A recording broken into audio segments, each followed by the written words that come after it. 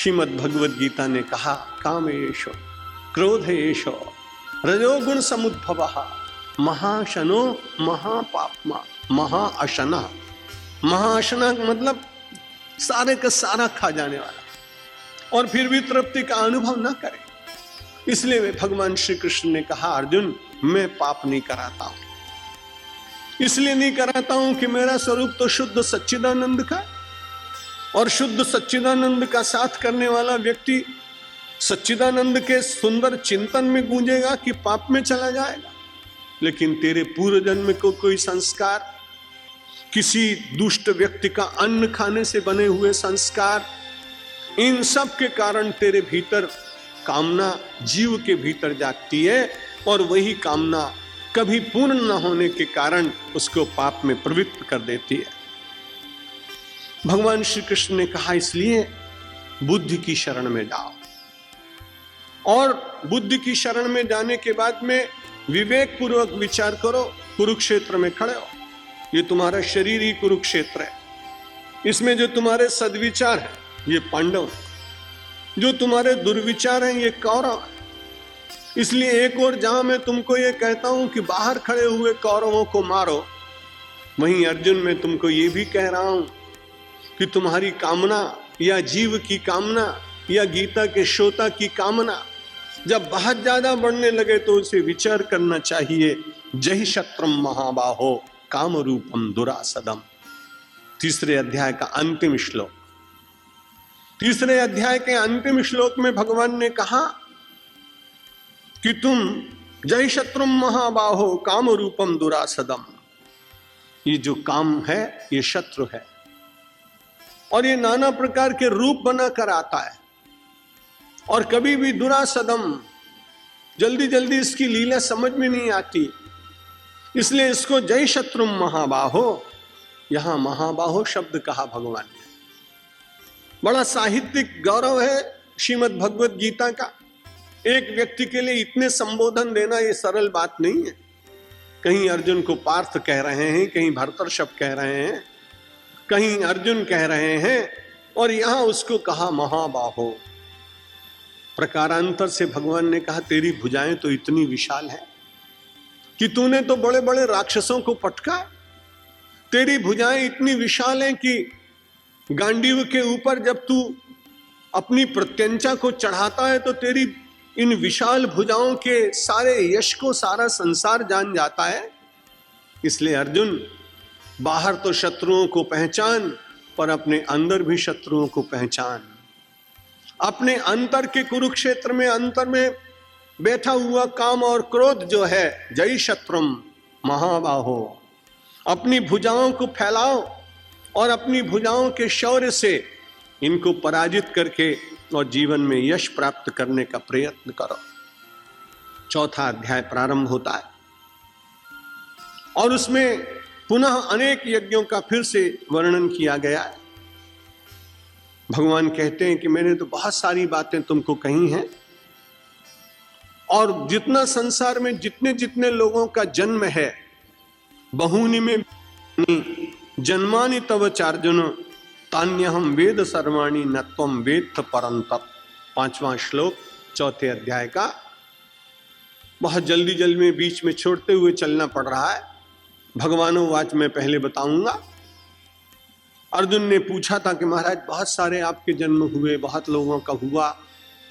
भगवान ने कहा बिल्कुल ठीक बात है, मेरे पता नहीं कितने जन्म व्यतीत हो गए और तुम्हारे भी पता नहीं कितने जन्म व्यतीत हो गए। तान्यहम वेद सर्वाणि, तुम्हारे जन्म और मेरे जन्म इन सब को मैं अच्छी तरह से जानता हूं। न त्वम वेत्थ परंतपो, तुम उनको हे परंतप उन सबको नहीं जानते हो। भगवान ने बताया कि जीव चाहे जितनी जानकारी प्राप्त करने का प्रयत्न करे, लेकिन जानकारी की सीमा नहीं है, इसलिए सब कुछ वो नहीं जान पाएगा।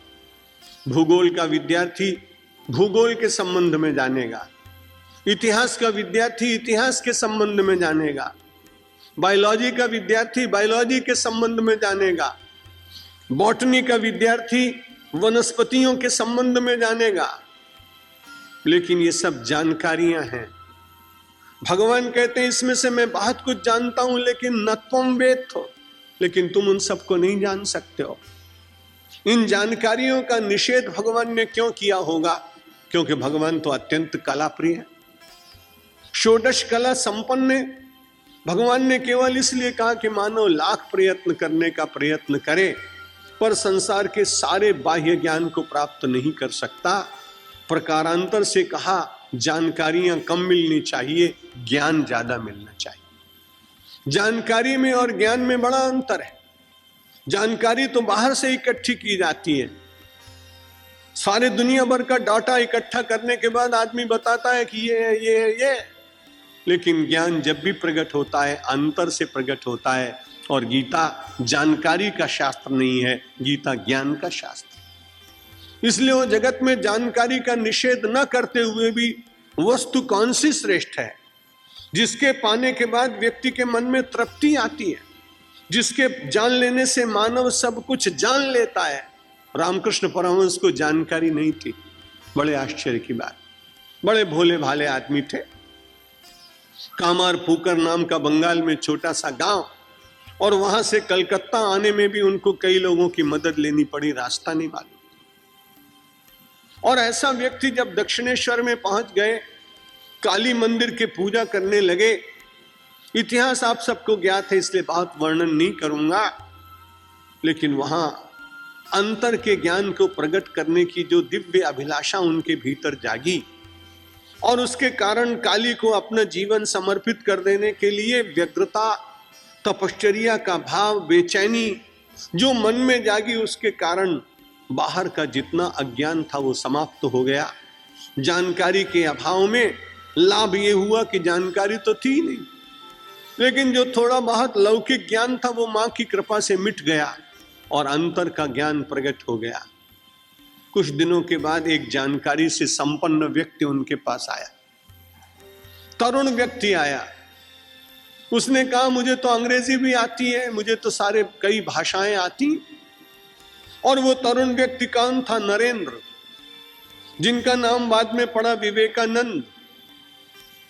रामकृष्ण परमहंस ने कहा तुमको इतनी जानकारी है, मैं तो बड़ा साधारण सा अपठित व्यक्ति हूं, तुम मेरे पास आए हो। उसने कहा ये मैं समझ नहीं सकता हूं कि मैं क्यों आपके पास आया हूं, लेकिन जब जब आने लगा तब तब ऐसा लगने लगा कि मेरी जानकारी तो बहुत कम है, क्योंकि जानकारी से यदि मुझे तृप्ति हो जाती तो मैं आपके पास आता ही क्यों। इसलिए मुझे ऐसा लग रहा है कि जानकारी लौकिक क्षेत्र के लिए अच्छी हो सकती है, लेकिन आध्यात्मिक क्षेत्र में तो ज्ञान के बिना मानव का जीवन अपूर्ण और अधूरा है। और जीवन में पूर्णता प्राप्त करने की सब लोगों को इच्छा होती है, वो न कर पाए एक अलग बात, लेकिन दुनिया में कोई ऐसा व्यक्ति नहीं है जो अपूर्ण रहना चाहता हो। वो पूर्ण क्यों होना चाहता है? क्योंकि पूर्णमिदः पूर्णमिदं पूर्णात् पूर्णमुदच्यते, पूर्णस्य पूर्णमादाय पूर्णमेवावशिष्यते। वो परमात्मा पूर्ण का अंश होने के कारण पूर्ण होना चाहता है। और ये बड़ी अच्छी बात है कि पूर्ण में से पूर्ण को बांट देने पर भी अवशिष्यते है, उसमें फिर भी कुछ न कुछ बचा रहता है, क्योंकि आनंद का कभी अभाव नहीं होता। आनंद के टुकड़े नहीं होते हैं, आनंद तो समग्र ही हुआ करता है। इसलिए श्रीमद् भगवद गीता में भगवान श्री कृष्ण ने कहा मैं अनेक जन्मों की बात तेरी जानता हूं, लेकिन मैं तुमको यही बताना चाहता हूं कि तुमको जो कुछ जानना है वो ऐसा प्रयत्न करो कि जिससे जानने के बाद तुम्हारा जीवन पूर्णता का, आनंद का अनुभव करने लगे। कहा महाराज ये तो ठीक बात, लेकिन संसार में बहुत ऐसे लोग होंगे जो पूर्णता प्राप्त नहीं कर पाएंगे। बहुत ऐसे लोग होंगे कि अपने अज्ञान के कारण पाप ही करते चले जाएंगे। फिर क्या होगा? अर्जुन को अपनी चिंता है, अपने समाज की चिंता है और पापियों की भी चिंता है। हम और आप पापियों की चिंता नहीं कर सकते। तब भगवान ने कहा तुम इनकी इतनी चिंता कर रहे हो तो मैं तुम्हें बताऊं कि फिर क्या होगा। फिर तो यही होगा, यदा यदा हि धर्मस्य ग्लानिर्भवति भारत अभ्युत्थानम् अधर्मस्य तदात्मानं सृजाम्यहम् परित्राणाय साधूनां विनाशाय च दुष्कृताम धर्म संस्थापनार्थाय संभवामि युगे युगे। पापियों की चिंता हुई कि इनका भी तो उद्धार होना चाहिए, और इनकी संख्या बढ़ती चलेगी जाएगी तो सत्पुरुषों का क्या होगा। तो भगवान ने कहा फिर तू बहुत चिंता कर रहे हो तो मैं बताऊं कि क्या होगा। यदा यदा ही धर्मस्य, जब धर्म की ग्लानि होगी, जब जब हुई धर्म के हानि, बाढ़ही असुर अधम अभिमानी, तब तब धरी प्रभु मनुज शरीरा, हरहि कृपा निधि सज्जन पीरा। गोस्वामी जी ने मानो इनका अनुवाद किया कि जब जब सारे संसार में पाप बहुत बढ़ जाएगा और धर्म की ग्लानि होने लगेगी और पाप का इतना स्वरूप बढ़ जाएगा कि पापियों की संख्या ही बढ़ती चली जाएगी, तब भगवान ने कहा चिंता मत करो, फिर सजा में मैं आ जाऊंगा। लेकिन यहां भगवान कहते हैं कि मैं अपना सर्जन अपने आप करता हूं, मुझे कौन प्रगटाएगा। हम सब लोग अपने मन के लालित्य को पूर्ण करने के लिए भगवान श्री कृष्ण को झूले पे झुलाते हैं, क्योंकि मनुष्य को ललित कलाओं से बहुत प्रीति है, इसलिए वो भगवान का श्रृंगार करता है, भगवान को झूले में झुलाता है। बड़े मजे की बात है कि इतनी मिठाइयां एक दिन का बच्चा खा ही नहीं सकता है जितनी भगवान के लिए बना के रखी जाती हैं। भगवान भी कहते हैं बड़े बुद्धिमान हो तुम, मेरे नाम के सहारे अपनी जिह्वा की तृप्ति करो, हम बहुत आनंदित हो रहा है।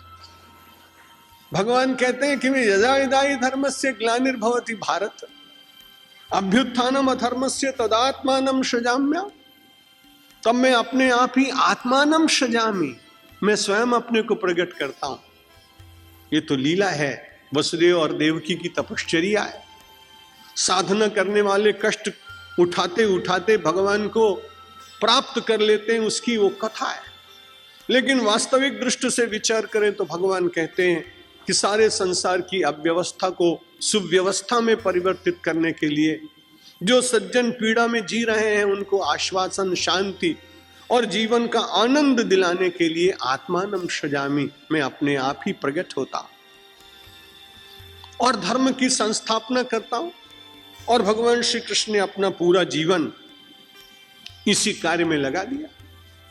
अर्जुन से एक बात और कही कि तुम मेरा अनुसरण करना, मेरी बातों को श्रवण करना, लेकिन एक बात पहले बताता हूं कि मेरे संबंध में जन्म कर्म चमे दिव्यम एवं यो वेत्ति तत्वतः, मेरा जन्म और कर्म दोनों बड़ा विचित्र है। जन्म भगवान का जेल में हुआ। एक बार अपने प्रवचन में मैंने किसी की बात कही थी, एक व्यक्ति आया बोला मैं बहुत ज्यादा दुखी हूं। मैंने कहा भाई बहुत ज्यादा दुखी हो तो बात ठीक है, लेकिन आपका जन्म कहाँ हुआ। बोले जन्म हुआ हमारे माता पिता, घर बहुत अच्छा है, वही हमारा जन्म हुआ। दूसरे व्यक्ति ने कहा कि हमारी व्यवस्था हुई और एक बहुत अच्छे हॉस्पिटल में मेरा जन्म हुआ। मैंने कहा बड़े भाग्यशाली। भगवान श्री कृष्ण का कहाँ जन्म हुआ ये बताओ। उसने कहा भगवान श्री कृष्ण का तो जेल में जन्म हुआ, ऐसा पढ़ रहा है। तो मैंने कहा आप तो भगवान से ज्यादा भाग्यशाली कि आपका तो मकान में या किसी बहुत बड़ी इमारत में जन्म हुआ। कृष्ण भगवान को तो कारावास में जन्म लेना। जब उसको ये मालूम हुआ कि मैं तो कृष्ण से भी ज्यादा सुखी हूं, तो उसका दुख उसे विस्मरण हो गया। आप किसी के दुख में उसे जो प्राप्त सुख हो उसका स्मरण करा दीजिए तो उसका मन डाइवर्ट हो जाएगा, उसको विकल्प मिल जाएगा सोचने के लिए और वो दुख की चिंता नहीं करेगा, प्राप्त सुख के संबंध में विचार करने लगेगा। भगवान श्री कृष्ण ने कहा जन्म कर्म च मे दिव्यम, मेरा जन्म भी दिव्य है और मेरे कर्म भी दिव्य हैं। उनकी उस दिव्यता को जो देखने का प्रयत्न करेगा उसका जीवन दिव्य हो जाएगा।